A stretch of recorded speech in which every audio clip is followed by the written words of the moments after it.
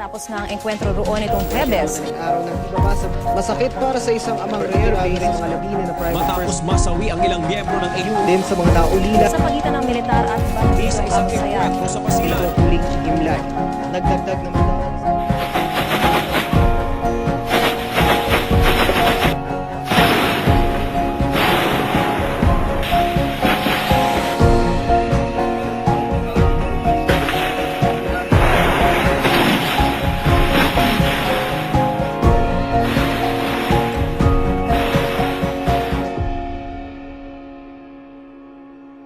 If I die, let it be an awakening for those who falter. It is part and parcel of my job, for I belong to the Special Forces.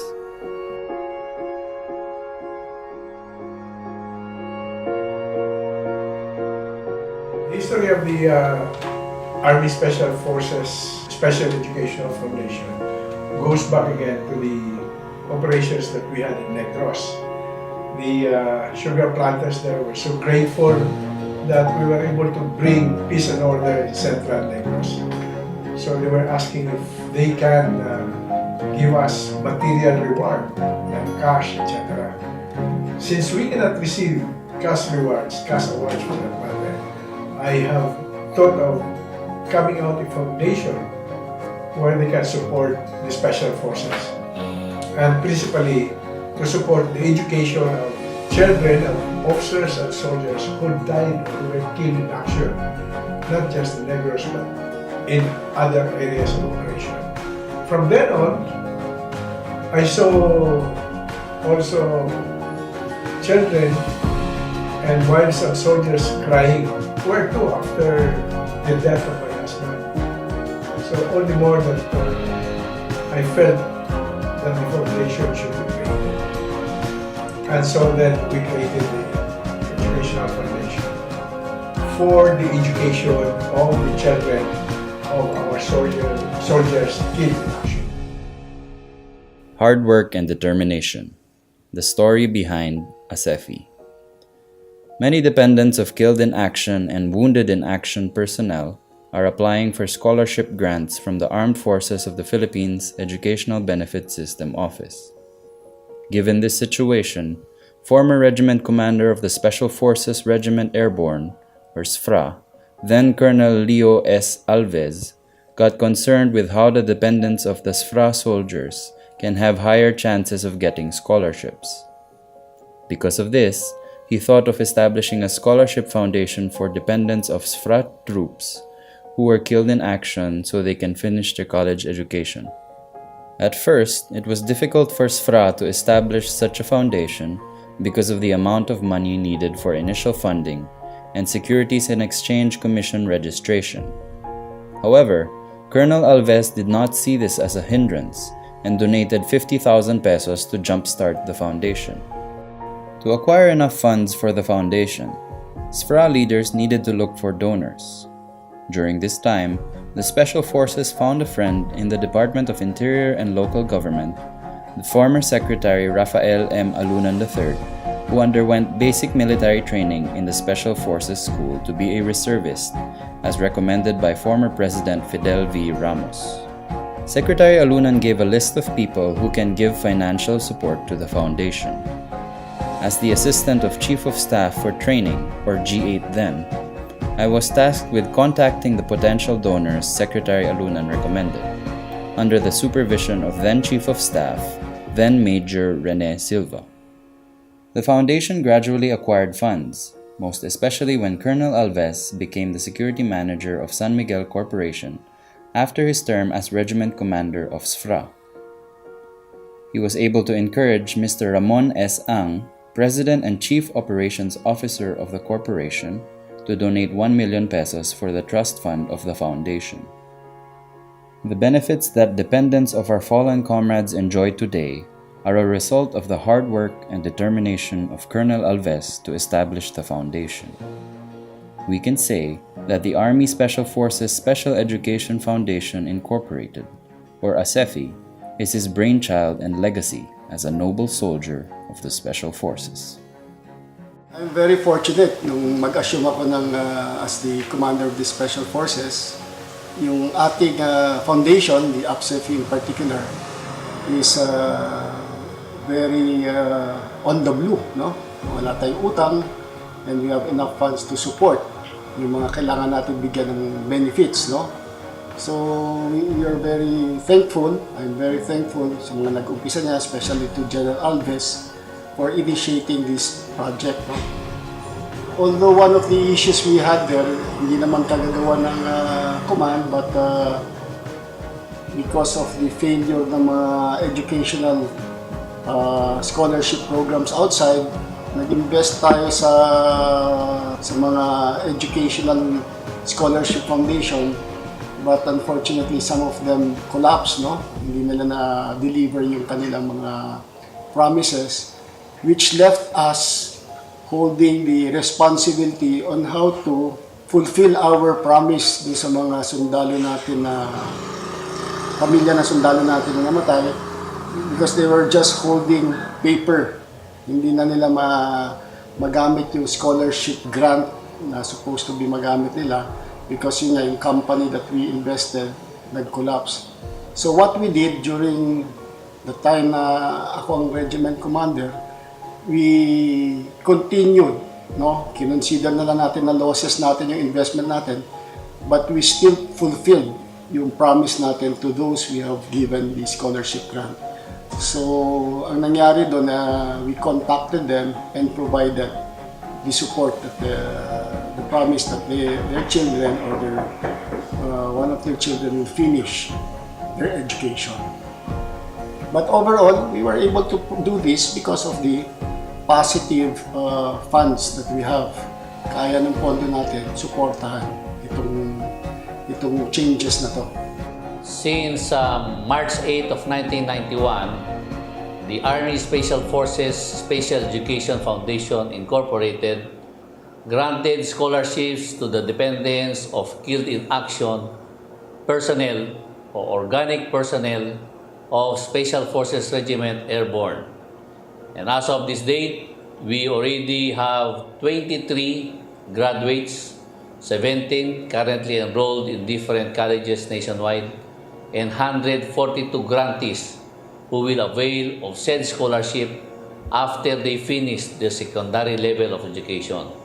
Well, the current thrust of the foundation now is to raise more support in terms of monetary support for the foundation, because we have a growing number of children in school of soldiers who were killed in action. And I think the regiment itself realized that there is a growing number of dependents who are taking advantage of the educational foundation. Principally, it's for the children of soldiers killed in action, officers or ordinary soldiers killed in action. And the difference there is it's directly supported by the Special Forces, not any other unit. Well, in so many forms, they can adopt a child of a soldier killed in action. They can contribute monetary contribution to the Special Forces Educational Foundation. And we are now trying to solicit from institutions, schools to give educational slots for grantees of the foundation. When I was G1 of the Army, before I became the regiment commander, nakita ko how the EBSO, AFP EBSO operates because I was a member of the board of EBSO. Then nakita ko how efficient yung system nila in monitoring, in administering the scholarship, educational scholarship of the AFP. And I realized I was informed that we can also invest in them and use the existing management procedures and systems of EBSO. So yun nga, when I assumed as a regiment commander, I also noticed na we are not yet organized. Yung ating office that takes care of the educational benefit, nahirapan tayo to monitor all these scholars, no? By giving it to EBSO, or investing in EBSO, we are relieved of that problem in managing our scholars. We are given a proper reporting of EBSO. We are properly advised on where to send the scholars. And we also benefit yung mga scholars natin on whatever extra incentives that EBSO is giving to their scholars. So we are the first unit in the AFP to do this, no? So while EBSO has enough sufficient fund to provide us with the scholarship, yung ano natin, it is unique for our unit to be able to also contribute and take care of our own. Kaya nga nung nasa EBSO na, some of the funds that we give to EBSO for our soldiers are used for stipend na lang because EBSO is already providing scholars the tuition fee. So nadadagdagan natin yung other needs ng mga students natin. Alam niyo naman, hindi lang naman tuition ang problema ng estudyante. Meron din yung mga concerns on the purchase of their books, allowances nila sa mga projects nila. So that way, nakakatulong din ang EBSO. So complementing yung binibigay ng EBSO at saka ng Asfsefi. Our future objective and programs for this foundation is to extend assistance to the serving dependents of active organic military personnel of the unit, send outstanding enlisted personnel who wish to finish or pursue college education, and as an incentive to outstanding company commanders of the regiment, we also send them to take up executive management courses for advanced education. My story on how I became a beneficiary of Asfsefi started when my father died when I was 5 years old. Through the sacrifices of my father, I was given a chance to have a scholarship and able to achieve my dreams. Through the scholarship, I was able to take my desired course without worrying anything. May 7 year 2000 namatay ang aking asawa sa encounter sa Lantawan, Basilan. Nung una, hindi ko kaya tanggapin kasi maliliit pang aking mga anak. Nung nawala ang aking asawa, akala ko hindi makapagtapos sa pag-aaral ang aking mga anak. Time na yun, ginapang ko sila 3 para makapag-aral ng college. Na-surprise ako may nabot sa aking si Major Civilian na certification galing sa Asfsefi Scholarship at nabawasan ang gastusin sa pag-aaral ni Christine K. Namatay si Papa sa Basilan noong May 7, 2000 sa edad ko ng 6 years old dahil sa pagtulong sa bayan. Ngunit nabigyan po ako ng scholarship ng Asfsefi upang matulungan nila kami sa aming pag-aaral upang makatapos. Ako ay nakatapos sa aking pag-aaral sa kursong Bachelor of Science in Marine Transportation sa John B. Lacson Colleges Foundation, Bacolod. Sa kasalukuyan, ako ay nag-OJT sa Bubid Shipping Management Corporation at hopefully within few months time makasampa sa barko bilang isang seaman. May 7, 2000 namatay ang aking asawa. Hindi ko akalain na ganun pala mangyari sa kanya. Bago siya namatay, may sinabi siya na ayaw pa mamatay kasi maliit pa yung 3 naming anak. Sa pagkawala ng aking asawa, hindi ko alam kung paano mataguyod ang 3 naming anak. Akala ko nung una, hindi ko kaya matususan ang pag-aaral ng aking anak. Nung dumating yung scholarship ng Asfsefi, malaking tulong sa aking anak na si Jerry. Nakatapos siya ng pag-aaral noong 2015. May 7, 2000, namatay ang aking asawa sa encounter Lantawan, Basilan. Naiwanan niya ako ng 3 anak. Si Nobel ay 7 years old pa lamang noon. Ang pagkamatay ng aking asawa ay hindi naging madali para sa akin. Mahirap magpapaaral ng 3 anak. Salamat sa Asfsefi, nabigyan ng scholarship ang panganay kong anak na si Noel Estremos at nakatapos sa kursong HRM year 2014.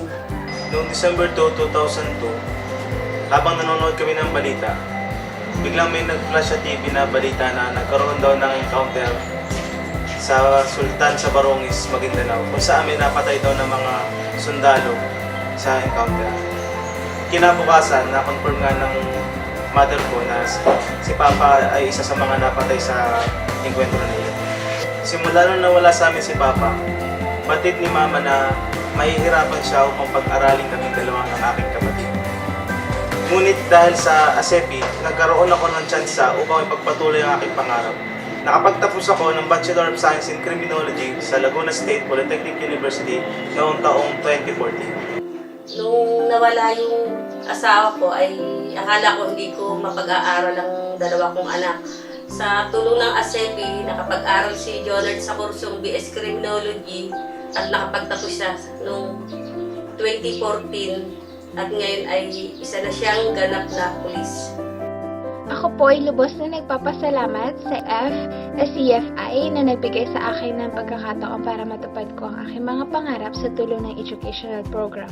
Kung wala po ito, ay maaaring hindi ako nakapagtapos ng aking pag-aaral at wala ako sa kinalalagay ko ngayon. Bilang isang ina, napakasakit ng mawala ng anak na si Bobby Andalis ay naambos sa Kimlawis, Keblawan, Davao del Sur noong May 6, 1996. Napagkawala ni Bobby, laking kawalan sa akin.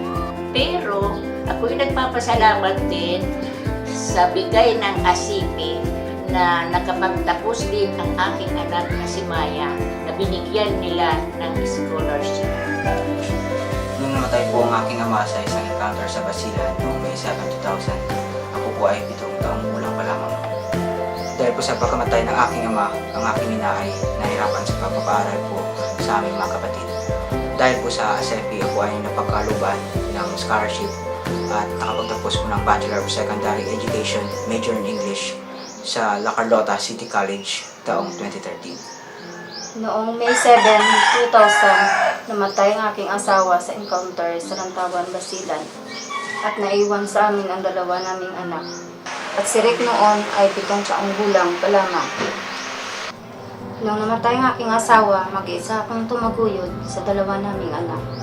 At sa tulong ng Asfsefi, nabigyan ng scholarship si Rick at nakapagtapos ng pag-aaral ng Bachelor of Science Education, Secondary Education, major in English noong March 2014.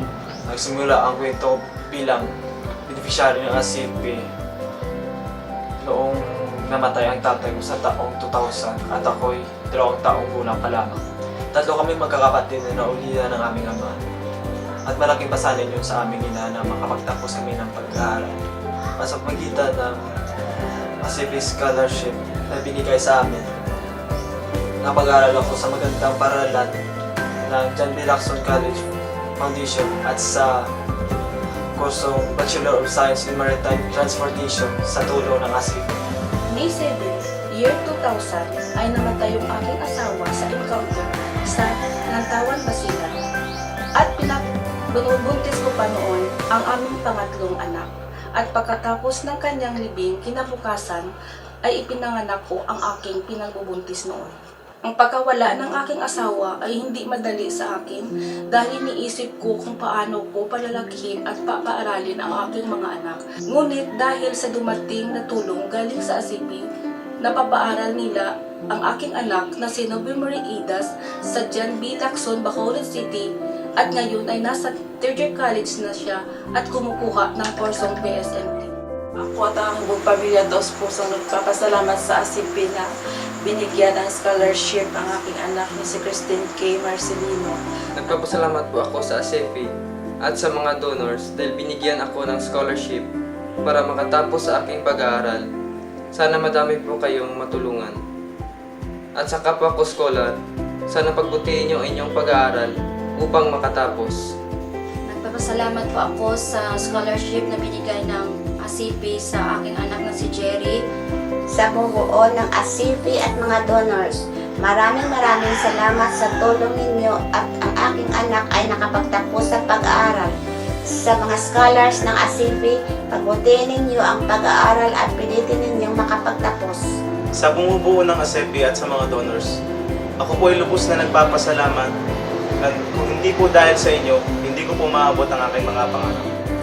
Sa bumubuo ng Asfsefi at mga donors, maraming pong salamat sa mga tulong ninyo at nakapagtapos ang anak ko si Jonah at sa mga baguhang scholar, pag-igihin ninyo ang inyong pag-aaral sa tulong ng Asfsefi I hope and I pray that you never stop helping the needy, the dependents, and the SF soldiers. At para naman sa mga kapwa ko scholar, na sana'y lalo niyong pagbutihin ang inyong pag-aaral, sikaping makapagtapos ng pag-aaral at huwag na huwag makakalimot na magpasalamat sa mga taong tumutulong sa inyo para maabutin niyo ang inyong mga pangarap. Sa bumubuo po ng Asfsefi at mga donors, maraming salamat po sa pagbibigay ng paraan upang makapagtapos po kami. Sa bumubuo ng Asfsefi at mga donors, ako'y taos-pusong nagpapasalamat. Sa bumubuo ng Asfsefi, salamat sa scholarship na ibinigay niyo sa akin. At sana marami pa kayong matulungan at mapag-aral. Sa mga bumubuo ng Asfsefi at mga donors, maraming salamat po sa inyong mga tulong na ibinigay po sa amin. Sana po marami pa po kayong mapagbigyan ng tulong at mapaaral. At sa katulad ni Beverly na scholar ng Asfsefi, huwag niyong sayangin ang mga tulong na ibinigay sa inyo. Maraming salamat sa Asfsefi!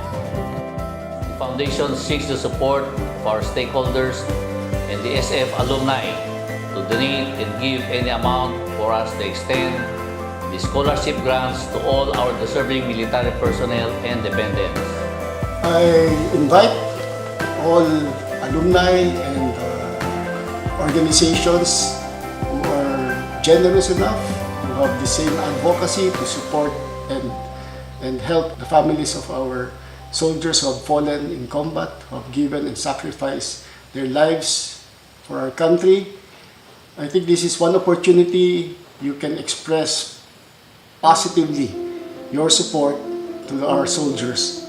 Ang masisigurado dito, ang inyong donations or contributions will definitely go to those who deserve it. At ito yung mga anak na sundalo natin na namatay. At yung ibang sundalo natin na nangangailangan talaga ng financial support in order to continue, whether they are wounded or whether they are incapable or lack financial support. So again, I invite everyone, both alumni and organizations, corporations who are willing to support our soldiers. We cannot say that it is already enough because sa totoo lang, marami pa tayong pwedeng tulungan. One, I would like to encourage everybody in the Special Forces in the active service to help support the Army, Special Forces, Special Educational Foundation Incorporated, because that is one way of giving back to the unit what we have learned in our stay with the Special Forces. Thank you.